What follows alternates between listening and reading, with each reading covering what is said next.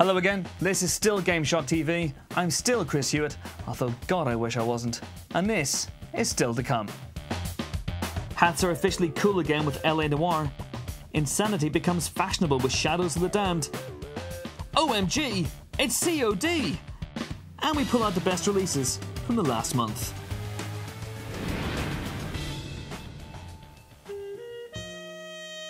Something was different, but I couldn't figure out what it was. Piercing questions spun around my head like a cat tied to a ceiling fan. Why was I here? What had happened to all the color? And where the hell was my voice coming from? Then it hit me. LA Noire. Rockstar's new detective game. It all started to make sense. Apart from the bit about cats and ceiling fans, that was just sick. The latest string to Rockstar's increasingly rammed bow, LA Noire comes on a wave of anticipation and hype, but for once, it's all warranted. Set in glitzy 1940s Los Angeles and varnished with a moodily sexy jazz score, you're placed in the neatly polished shoes of rookie cop Cole Phelps. Starting in the doldrums of traffic enforcement, you work your way through to homicide and vice by virtue of good, honest police work, piecing together evidence, questioning suspects, and sizing up their motivations and shoe sizes. Keep lying to me and I'll have you charged and in front of a grand jury before your feet touch the ground. On top of searching for clues, the bulk of the game involves extracting the truth from various witnesses and suspects, which is where LA Noire's superb motion capture performances come into their own. Is this yours, Ferdinand? No. The interrogation options are slightly misleadingly labelled. Rather than truth, doubt and lie, it works out better to think of it as coax, threaten and accuse. As a basic guide, if you see someone doing this, they're probably telling the truth. If they look like this, however, they're guilty of some of the worst TV atrocities in recent times and should be put away for life. It's not always easy to tell who to trust, and the game does a great job of setting up possible motivations, keeping them obscure enough to be realistic, but plain enough to be deciphered with the correct evidence. It's all quite ingenious and brilliantly executed. I'm tired of your shtick, Morgan. Spill it! While the facial technology and animation are superb, the rest of the graphics lurk in a murky pool of poorly lit browns and featureless textures, never quite stylish or realistic enough to immerse you completely. There's very little in the way of reflex testing unless you count the tacked on and slightly samey shooting and driving sections, segments so incongruous the developers may as well have ported in footage from GTA. Instead, observation, memory and intuition are all paramount in LA Noire, much more so than being able to drive a car around without inadvertently mowing down entire sidewalks of people. Cases are neither obvious nor foreseeable, and what will set apart success and failure in the game comes from the patience to investigate a crime scene and the right choice of interrogation method. It's occasionally repetitive, and more fidgety gamers may find the lack of physical involvement jarring, but the overall experience really is something to savour. The soundtrack is truly astounding, and not just in the peerless voice acting and sharply written dialogue. The music matches the pace and atmosphere perfectly, and does a great deal to cement the period tone and filmic experience. And filmic really does sum it all up, as this is the closest yet to your own interactive movie. Superb acting, great story, a soundtrack to die for. There's never been anything quite like this. Though by no means flawless, LA Noire is an absorbing and fascinating world that you're unlikely to forget in a hurry. You're one tough guy. This may come as a shock, but shop displays don't fill themselves. There have been plenty of shrink-wrap packages vying for space this month, and here are some gems we've plucked from the plastic wilderness. Volition's latest Red faction sees its ultra-destructive action buried underground, losing driving sections as a result, but upping the disintegration factor considerably. Destroying all and sundry makes for very satisfying playground in single player, especially in ruin mode, and the game mechanics turn out to be a lot of fun as you blast your way through countless generic enemies and broody corridors. With no competitive multiplayer, co-op is essentially an extension of that. As you take on waves of enemies, the floodgates open progressively wider until you and your smash-happy pals kill over and die. There's nothing especially original to the story or characters either, throwing up such staples as gruff sidekicks, sassy women, and rent-a-kill insectoid scum. Which is a shame, because there's some rewarding weaponry and impressive physics on display, and the whole thing is crafted with considerable skill and style. Entertaining then, but hardly groundbreaking. Other than literally, obviously.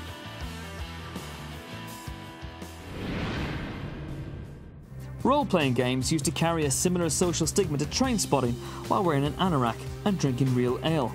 The original Witcher was a more blood and thunder affair, however, eschewing the traditional goblin bothering in favour of graphic violence and even penetrative sexual intercourse. The risible sex scenes have been reined in slightly for this epic sequel, although it's still adult-oriented, peppered with some strong Anglo-Saxon language. Geralt is back, and he's furious, taking out his rage via a slightly fiddly but ultimately rewarding combat system. When you're not hacking the limbs of enemy soldiers or dodging dragons, it's worth taking the time to drink in the stunning scenery, as this is an impressively realised and believable world.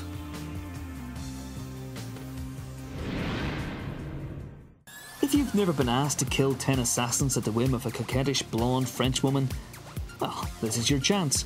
Originally a cult hit on the Nintendo Wii, this HD update is compatible with the PS3's Move controllers, enabling you, Travis Touchdown, to fell your enemies via the undignified method of flailing your arms around in front of the telly. In between the 10 boss battles, you have to earn your entry fee with menial minigame tasks such as mowing lawns or collecting coconuts. A B-movie mixture of old school styling and Japanese weirdness. Consider this: you save your game by taking a dump, and you charge up your weapon by pleasuring yourself like a chimp. All those years of practice are finally gonna come in handy.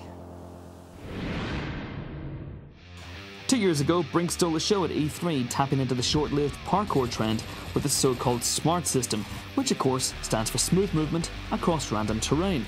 In reality, it's a slightly clumsy way of climbing over discarded crates, and the rest of the game also fails to live up to the hype. A team-based multiplayer affair, long-faced renegades with bizarre regional accents are imprisoned on a Waterworld style arc. Playing through the story in non-chronological order, it's a confusing business, and the largely bloodless gameplay is hampered by frequent bottlenecks, with success often based more on stats than skill. Ultimately, Brink tries to do too much and ends up being less than the sum of its parts.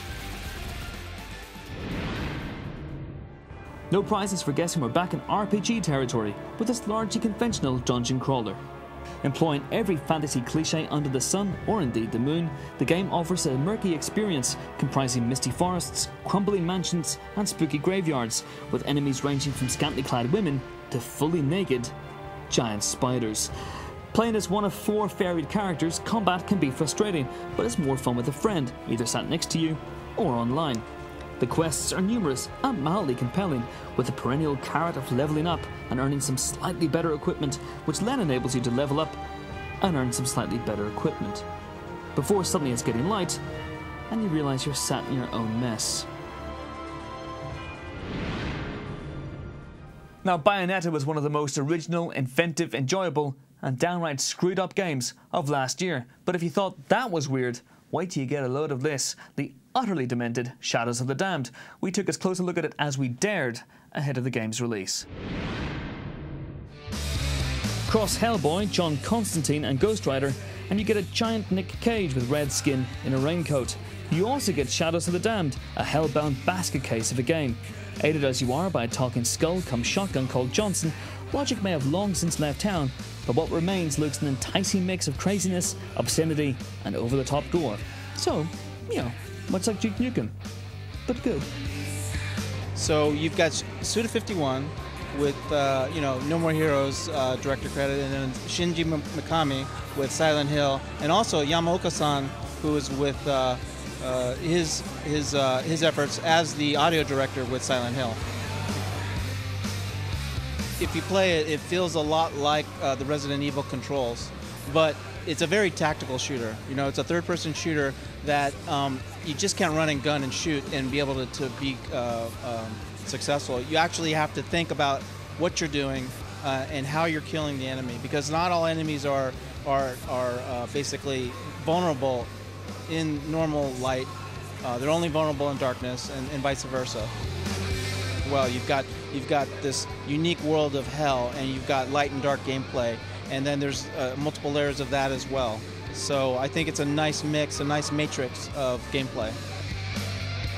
In the brief period I've played, I've been subjected to foul and abusive language, piles of corpses and extreme violence. You're going for a more mature audience, I'm assuming.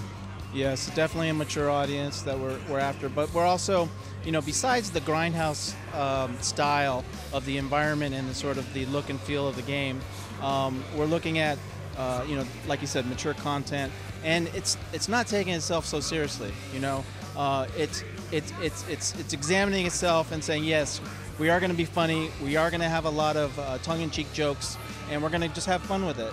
And so, you know, the developers get it, EA gets it, and so I think everybody's in on the joke, and so I think that's why it works.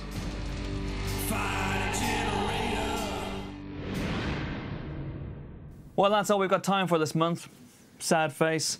But we've just enough time. Hooray! Happy face! For the very definition of inevitability. A mere 5 months before it hits a high street, we've already had our first look at the latest regurgitation of Call of Duty. Forget the plot and think about the multiplayer maps in Modern Warfare 3. Yee, Warface!